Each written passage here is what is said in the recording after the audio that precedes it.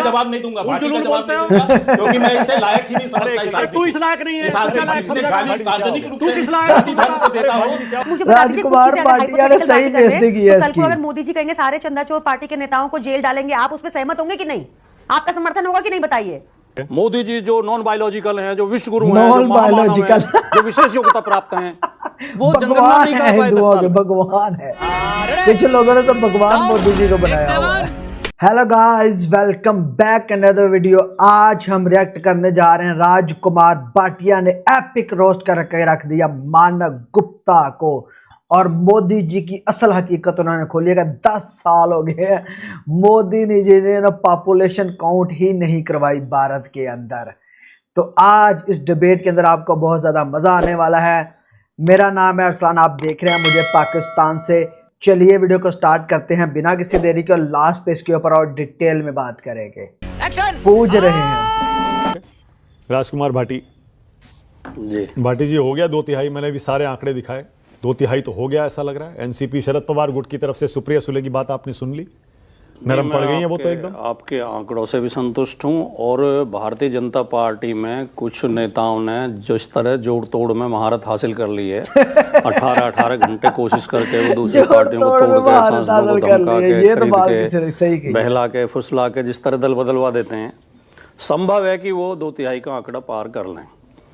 लेकिन सवाल ये है मानक गुप्ता जी कि जब संविधान का स्पष्ट प्रावधान है और सुप्रीम कोर्ट का भी स्पष्ट आदेश है कि जनगणना के बाद ही परिसीमन आयोग का गठन किया जाएगा और जनगणना के आंकड़ों के आधार पर ही परिसीमन होगा, तो माननीय मोदी जी और उनकी सरकार बहाने बना बनाकर जनगणना से क्यों बचना चाहती है? बेशर्मो शर्म करो, शर्म। देश में जब से जनगणना शुरू हुई है अंग्रेजों के टाइम से, और आज की तारीख तक पहली बार ऐसा हुआ है कि 10 साल के बाद जनगणना नहीं हुई। चलो 2 साल के लिए कोविड था, 2 साल बाद करा देते, 11 में हुई थी किसी, यद्यपि पहले कई बार ऐसे संकट आए हैं। भारत पाकिस्तान युद्ध भी हुआ बांग्लादेश को लेकर, बांग्लादेश का जब अलग राज्य देश बना तब भी जनगणना हुई थी, और बीच बीच में इस तरह के महामारियां आती रही हैं, कभी जनगणना रुकी नहीं, समय पर हुई। ठीक है। मोदी जी जो नॉन बायोलॉजिकल हैं, जो विश्व गुरु हैं, जो महामानव हैं, जो विशेष योग्यता प्राप्त हैं, वो जनगणना नहीं करा पाए 10 साल में। वाह मोदी जी, वाह वाह मोदी जी, वाह। 21 के बाद अब 26 में हम बैठे हैं, 5 साल गुजर गए हैं। तो या तो वो इसमें क्योंकि जाति जनगणना जुड़ा हुआ है, या तो उससे डरे हुए हैं, उससे भयभीत हैं। जाति जनगणना के आंकड़े भारतीय जनता पार्टी की राजनीति के विपरीत पड़ेंगे।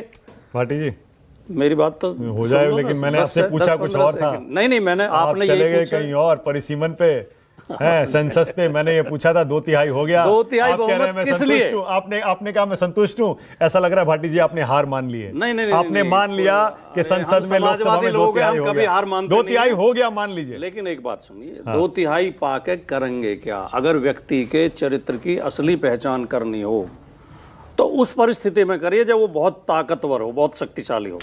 वो दिनकर जी की कविता आपने जरूर सुनी होगी, क्षमा सो होती उस भुजंग को जिसके पास गरल हो, और उसको क्या जो दंतहीन विषहीन विनीत सरल हो। वाह। जब आपके पास दांत नहीं थे तो आप किसी को घायल नहीं कर सकते थे। अगर आपने दांत हासिल कर लिए हैं और फिर भी आप दया दिखाएं और उदारता दिखाएं, तो आपके अंदर महानता है। और अगर बहुमत के बल पे आप दादागिरी करना चाहते हैं, बहुमत के बल पे आप देश के संविधान को तकिया के नीचे लगा के सोना चाहते हैं, देश की जनभावना के आप बेकदरी करना चाहते हैं, तो ये भी देश के सामने आ जाएगा। सुप्रिया सुले जी क्यों जा रही हैं एनडीए के साथ? ये तो सुप्रिया सुले बता सकती हैं। अभी तो हमें लगता नहीं कि वो जाएंगी। तो उनका बयान है, दोबारा सुना दूं? नहीं, मुझे नहीं लगता। आपने सुना था अभी जब मैंने चलाया था? ना मैं सुन। सुप्रिया सुले जी का बयान दोबारा चलाइए जरा। नहीं, उसकी जरूरत नहीं। मैं चाहता हूँ सुन लें एक बार, आप सुन लें। वाह बेटा, लगता है तुम गू खा के ही मानोगे। सुप्रिया जी ने जो कहा है वो स्टैंड तो हमारा भी है। हम तो चाहते थे महिला आरक्षण बिल 24 से ही लागू हो जाए, 23 में पास हो गया तो 24 से लागू होना चाहिए। 50% सीटों का तो आप विरोध कर रहे हैं। नहीं, सुन तो लीजिए। हाँ। सुप्रिया जी ने कहा है कि हम चाहते हैं महिला आरक्षण बिल लागू हो, परसीमन को लेकर हमारी कोई बात नहीं हुई है। हाँ। परसीमन जो कर रहे हैं बिना जनगणना के, वो केवल इतनी बात नहीं है कि 50% सीटें बढ़ा देंगे। सवाल यह है कि जनगणना से क्यों बचना चाहते हैं? जनगणना के आंकड़ों, संवैधानिक व्यवस्था यह है कि बिना जनगणना के परिसीमन आयोग का आप गठन नहीं कर सकते, बिना ताजा आंकड़ों के। अगर उसके बिना आप परसीमन करते हैं तो गैर संवैधानिक होगा। और ताजा आंकड़ों पे आप करने नहीं दे रहे। नहीं, ताजा आंकड़े जनगणना ही नहीं हुई। आप चाह रहे हैं, हुई नहीं, पर आप चाह रहे हैं हम यही चाहते हैं कि पहले जनगणना हो, उसके बाद जनगणना के आधार पर परिसीमन हो जाए, परिसीमन आयोग बने और जनगणना के आधार पर परिसीमन हो जाए। मोदी जी और फिर देखिए, फिर पीछे हट गए। बात तो सुन लीजिए मानक जी, मैं बहुत जवाब तो दे रहा हूँ। हाँ। बीच में ना बोल। मोदी जी और अमित शाह की इच्छा से नहीं, नियमानुसार हाँ। जो परसीमन के नियम है उन नियमानुसार परसीमन हो। परसीमन तो होना ही है और हम उसके समर्थन में होना चाहिए, है ना। और सीटें बढ़नी चाहिए। ठीक है। सीटें लोकसभा और विधानसभा की सीटें बहुत यहाँ जहां हम बैठे हैं इस सीट पे, लोक विधानसभा सीट पे 10 लाख के करीब वोट हैं एक विधानसभा में, जबकि 10-10 लाख की आबादी के तो 100 के करीब देश हैं दुनिया में। तो इतनी बड़ी सीटें हो तो गई फिर तो 50% को आपको सपोर्ट कर देना चाहिए। 26 लाख 50-50 30-30 लाख से वोट जो है एक लोकसभा में हो गई हैं। तो परसीमन होना चाहिए, छोटी लोकसभाएं, छोटी विधानसभाएं बननी चाहिए, उनकी संख्या बढ़नी चाहिए, जनप्रतिनिधित्व, जनता को प्रतिनिधित्व मिले, ये सही है, उसमें कुछ गलत नहीं है। हाँ। लेकिन नियमानुसार होना चाहिए, संविधान की भावना के अनुरूप होना चाहिए, लोकतंत्र को ना कुचला जाए, संविधान को ना कुचला जाए, मनमर्जी ना चलाई जाए, तानाशाही ना चलाई जाए। मतलब 50% मुझे क्रेडिट नहीं चाहिए। वाह मोदी जी। अगर बढ़ाई जाती है तो आप समर्थन बिना करेंगे? परसीमन आयोग के होगा, बिना जनगणना के होगा, हम विरोध में हैं। और ये उसमें तिकड़म करना चाहते हैं, ये अपने तरीके से सीटों का बंटवारा करके उन्हें काट कूट के इन्हें अपना फायदा देखना चाहते हैं। ओके, मतलब अगर ताजा जनगणना करा के उसके बाद परिसीमन होता है। ताजा क्या होती है? जनगणना ही नहीं हुई, जनगणना कराएं। 2011 में तो हुई है ना, पूरी होने थे। 2011 में तो हुई है ना। 2011 की जनगणना पे परसीमन आयोग हम नहीं बनाएगा 15 साल बाद। क्यों नहीं बनेगा? पहले जनगणना करें, फिर तो आप 47 की पे बना सकते हैं, 1931 की पे बना सकते हैं। आप ताजा पे चाहते हैं ना? नियम ही ये है। ओके, स्पष्ट आदेश है उसमें। हाँ, सही कह रहे हैं आप, सही कह रहे हैं आप। जनगणना करा के उसके आंकड़े आने के बाद परसीमन आयोग का गठन किया जाएगा और सीटों का परसीमन किया जाएगा। ठीक है। तो आप चाह रहे हैं 2026 में जो जनगणना शुरू हो रही है उसके आधार पर परिसीमन हो, ये पहले पूरी की जाए, उसके बाद परसीमन आयोग बने, इसे जल्दी पूरी करा दें। ठीक है, ओके। और उसके आधार पर परिसीमन हो जाए। हाँ, हमें कोई दिक्कत नहीं। और उसके आधार से सीटें सबकी बढ़ जाएं। जी जी। और उसमें 33% महिलाओं को दे दिया जाए, कोई दिक्कत बिल्कुल नहीं। दे दिया जाए महिलाओं। यानी जब बिल आया था लोकसभा राज्यसभा में, हमारी पार्टी ने समर्थन किया था, हमारे समर्थन से महिला बिल पास हुआ है। महिला आरक्षण बिल। तो यानी 50, क्या बात है सर, क्या बात है सर, क्या बात। ये 50% विरोध में नहीं है। यानी 50% जो सबकी बढ़ाने का प्रस्ताव है, आप उसके खिलाफ हैं? नहीं, मैं तो बार बार कह रहा हूं, आप मुझसे इनके प्रस्ताव पे क्यों हाँ करवाना चाहते हैं? तो मना कर दीजिए, फिर मैं तो हाँ नहीं करवाना चाह रहा हूं। आप बोल दीजिए नहीं सपोर्ट करेंगे। परसीमन करेगा परसीमन आयोग। हाँ। मोदी जी और अमित शाह नहीं करेंगे। आप मोदी जी और अमित शाह के प्रस्ताव पे मुझसे बुलवाना चाहते हैं। भाई वही तो लाएंगे संसद में प्रस्ताव। हम कोई चर्चा नहीं करें। परसीमन चर्चा क्यों नहीं करेंगे भाटी जी? ये क्या बात? स्टैंड तो लेना पड़ेगा आपको। या तो आप सपोर्ट करेंगे या उसका विरोध करेंगे या वॉकआउट करेंगे। बताइए, मैं यही तो सुनना चाह रहा हूं। मैं तो विरोध कर रहा हूं कि वो संवैधानिक व्यवस्था का उल्लंघन है। मैं तो विरोध कर रहा हूं खुलेआम। परसीमन आयोग तय करेगा कि किस तरह परसीमन होगा। आप केवल परसीमन आयोग गठित कर सकते हैं, आप सीटों का परसीमन नहीं कर सकते। ओके। प्रदेश के प्रधानमंत्री को या गृह मंत्री को यह अधिकार नहीं है कि वो परसीमन करे। अच्छा, ठीक है। वो परसीमन आयोग का गठन कर सकती है, वो भी संसद करेगी। ठीक है, ओके।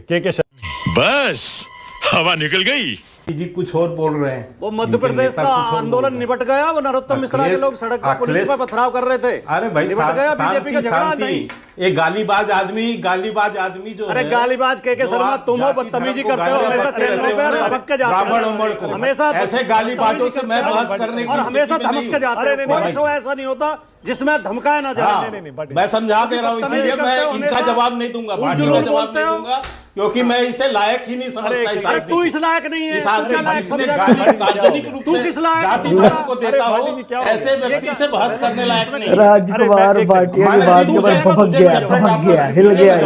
वो बोल रहे हैं उनको। मैं जवाब दूंगा। बदतमीज आदमी से मुझे बात सम्मान करूंगा ना, मैं इसकी बदतमीजी करेगा तो बदतमीज सुनेगा, क्योंकि ये गाली अपनी जात समाज को गाली बकता है आदमी। अरे तू सबको गाली बकता है, तू हर शो में धमकता है। एक सेकंड बंद, इसको हर शो में धमकाया। एक सेकंड बंद करिए, इज्जत हो गया। एक मिनट बंद करिए भाटी जी, एक सेकंड। ये क्या मतलब है? प्लीज भाटी जी, आपको उन्हें टोकना चाहिए था। मैं दोनों को टोक रहे हो। भाटी जी, मैं दोनों को टोक रहा हूँ। शुरुआत मैंने करी थी। भाटी जी सुनिए, मैं बताता हूँ। भाटी जी रुकिए ना एक मिनट। अरे रुकिए तो सही, मैं बता रहा हूँ, रुकिए ना एक सेकंड।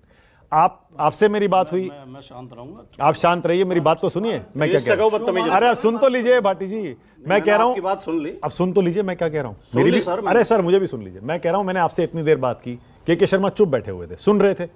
अब मैं उनसे बात कर रहा हूं, वो कह रहे हैं उनको बोलने दे। आपने बीच में बोलना शुरू किया, उन्होंने कहा, उसके बाद बात बिगड़ गई। एक एक अपनी अपनी बारी में बोलेंगे, बात ठीक रहेगी। के शर्मा आप दलाल सुप्रिया सुले नरम पड़ गई हैं, भाटी जी कह रहे हैं विचार करेंगे, उसके बाद तय करेंगे। कांग्रेस पार्टी इस डिबेट में शामिल नहीं है। आशुतोष, आप कैसे देख रहे हैं डिलिमिटेशन प्लस महिला आरक्षण और 2/3? आशुतोष भी आ गया। आपने वो बिल देखा है? नहीं, अभी कहां आया। तो फिर क्या बातचीत, क्या किस पे हो सकती है? संभावनाओं पे हो सकती है अभी तो खाली। नहीं, देखिए ये संसदीय व्यवस्था है। ये कोई ऐसी व्यवस्था नहीं है कि कुछ भी आप अल्लाह टप्पू कर दे और फिर पूछे कि आपकी राय क्या है इस पे। आप मुझसे पूछेंगे डिलिमिटेशन पे आपकी राय क्या, मैं कहा बिल्कुल सही है। आप पूछेंगे महिला आरक्षण बिल पे आपकी राय, मैं कहा बिल्कुल सही है। आप पूछेंगे आरक्षण पे आपकी राय, बिल्कुल सही है। लेकिन जो संसदीय व्यवस्था के अंदर जो डिबेट और डिस्कशन होता है वो उसके फाइनल पॉइंट्स पे होता है। और जिसे कहते हैं ना, detail devil lies in detail. आपने एक कॉमा इधर से उधर लगा दिया, आपने एक शब्द इधर से उधर कर दिया, उस पूरे बिल का सारा अर्थ का अनर्थ हो सकता है। बात तो सही है। और उसका पूरा का पूरा मकसद बदल सकता है। सवाल इस बात को लेकर यह है कि अगर मोदी सरकार डिलिमिटेशन बिल और आरक्षण बिल, महिला आरक्षण बिल को लेकर अगर संवेदनशील है, गंभीर है, वो चाहती है कि इसमें एक राष्ट्रीय बहस हो, विपक्ष इस पर उनका साथ दे, तो संसद सत्र शुरू होने के पहले वो सत्ता पक्ष की तरफ से विपक्ष को वो बिल सप्लाई होना चाहिए। बिल्कुल ऐसे ही डिस्ट्रीब्यूट करिए, देश में उस पर चर्चा हो, तब तो फाइनल पॉइंट पे चर्चा होगी। प्रियंका कक्कड़, प्रियंका आप भी बता दीजिए भाई, क्लैरिटी है या कंफ्यूजन है? सपोर्ट करना है या विरोध करना है इसको, ये बिल आने वाला है तो? मानक जी, जब सामने है ही नहीं मसौदा, we don't know what the draft says, तो उस पे ओपिनियन देने में तो डिफिकल्टी होगी ही। आप मुझे बता दीजिए कुछ चीजें, अगर हाइपोथेटिकल बात ही कर रहे हैं, तो कल को अगर मोदी जी कहेंगे सारे चंदाचोर पार्टी के नेताओं को जेल डालेंगे, आप उस पर सहमत होंगे कि नहीं? आपका समर्थन होगा कि नहीं, बताइए। ये तो एक पॉसिबल बात है ना।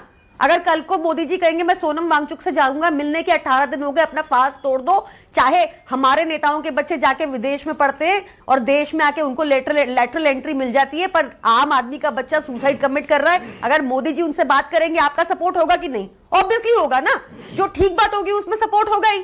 पर यहाँ पे कैसे अब आपको एक मतलब एक डिलिमिटेशन एक्ट को यहाँ पे जानबूझ के बड़ी चतुराई से बार बार विमेन रिजर्वेशन बिल के साथ जोड़ दिया जाता है। आप जब विमेन रिजर्वेशन बिल, जिसका सारी पार्टी ने समर्थन किया था, विमेन रिजर्वेशन एक्ट बन गया, उसको पढ़ेंगे तो उसके हिसाब से भी 2029 से ये लागू होना है। But what is stopping the BJP आज से कर दे? इतने चुनाव निकल गए, बंगाल चुनाव निकल गया, उसमें 33% रिजर्वेशन नहीं किया। सिर्फ बिहार की कैबिनेट में 33% रिजर्वेशन हुआ, वो भी नेपोटिज्म का। वहां पे विमेन कर देते। मतलब देखिए, शर्म ही नहीं है। इनके पास ऑप्शंस कम थी, आगे कर दे। तो ये विमेन विमेन विमेन बोलना बंद कर दे। Women are smarter than you think. BJP को ये समझना चाहिए। तो पहले तो, और ये जो डिलिमिटेशन बिल की बात इतनी वेगली हो रही है, उसमें देयर आर सो मेनी इतने सारे लूप होल्स ये क्रिएट कर सकते हैं। डिस्कस नहीं करेंगे तो जेरी मैंडरिंग, आपने एक शब्द सुना होगा, उसके लिए ये यूज कर सकते हैं। ये जिस तरह की पार्टी रही है, आज देश में बहुत ज्यादा ट्रस्ट डेफिसिट है इस पार्टी के लिए। हम नहीं, बीजेपी के अपने लोग पसंद नहीं कर रहे बीजेपी को। तो बहुत इंपॉर्टेंट है, पहले ये ड्राफ्ट सामने रखते हैं, हमने समर्थन किया जब अच्छी चीजें लाई है। आप भी बिल देख के फैसला करेंगे ना, सपोर्ट करना है या विरोध करना है? ऐसा ही करना चाहिए ना। मैं तो बता तो रही हूँ, आपको उदाहरण दे रही हूँ। मैं कह रही हूँ आपको, कल को मोदी जी आपको बोल देंगे, मोदी जी तो हमें बोल दिए कि अपने खाने में तेल कम डालो, खुद छुट्टी करे, बाहर घूम रहे हैं। हम तो उसका भी अनफॉर्चुनेटली साथ में समर्थन करना पड़ रहा ना, ऑप्शन नहीं है। तो जनता माफ नहीं करेगी। वोट कटा दिए, ये झूठे लोगों को बोलो, ये बताए कि उसके बाद उन्होंने दिल्ली में वोट कटा दिए, केजरीवाल की कॉन्स्टिट्यूएंसी में 42,000 वोट कटा दिए। हमने वो भी दिखाया, लोगों को मरा हुआ डिक्लेयर कर दिया। ये ऐसी हरकतें करते हैं। इनको ये बोलो ना, सच बताए कि अरविंद केजरीवाल को ऑनरेबली डिस्चार्ज किया, कि भाजपा ने इतना झूठा केस बनाया कि एक चवन्नी का प्रमाण नहीं है, केस ही नहीं चल सकता। इनको बोलो ये सब भी बताएं। ओके, भाटी जी 20 सेकंड, मलूक नगर 20 सेकंड, जल्दी से। मैं प्रियंका कक्कड़ को केवल एक बात याद दिलाना चाहता हूं कि माननीय मोदी जी ने 2024 के चुनाव में कहा था कि अगर मैंने ठीक काम किया तो मुझे 400 पार कर देना, और ठीक नहीं किया हो तो 400 से नीचे ले आना। तो बीजेपी को जनता 240 पे ले आई। मलूक नगर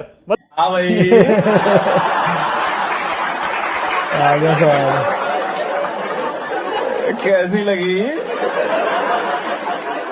आगे स्वाद? हाँ जी, तो यहाँ पे करते हैं वीडियो का एंड। जिस तरह आपने देखा कि मोदी जी बिल ला रहे हैं जी, 50% औरतें होंगी, लेकिन बिल तो अभी लाया ही नहीं है। उससे पहले ही है जो गोदी मीडिया ने राप लाना शुरू कर दिया है। आज सोनम सुंगचुंग वांगड़े जो है वो आज बेड के ऊपर, डेथ बेड के ऊपर बैठे हुए, लेकिन आज कोई एक नेता नहीं बीजेपी का उनको मिलने आया। केजरीवाल ने बड़ा दिल करके आज उनको मिलने आए और समर्थन किया उनका, और एजुकेशन मिनिस्टर को भी अभी तक बर्खास्त नहीं किया गया जो उसने चोरी की हरकत की है। तो आज मोदी जी देखें अब क्या करते हैं। मोदी जी इसके हक में अपने एजुकेशन मिनिस्टर को उतारते हैं कि नहीं, आप इसके बारे में भी कमेंट में राय बताएं, और जो भी नया बिल आ रहा है उसके बारे में अपनी राय जरूर बताएं। मेरे चैनल को सब्सक्राइब करें, वीडियो को लाइक एंड शेयर करें। इसी तरह के मजे की वीडियो देखने के लिए बहुत बहुत शुक्रिया। अल्लाह हाफिज़।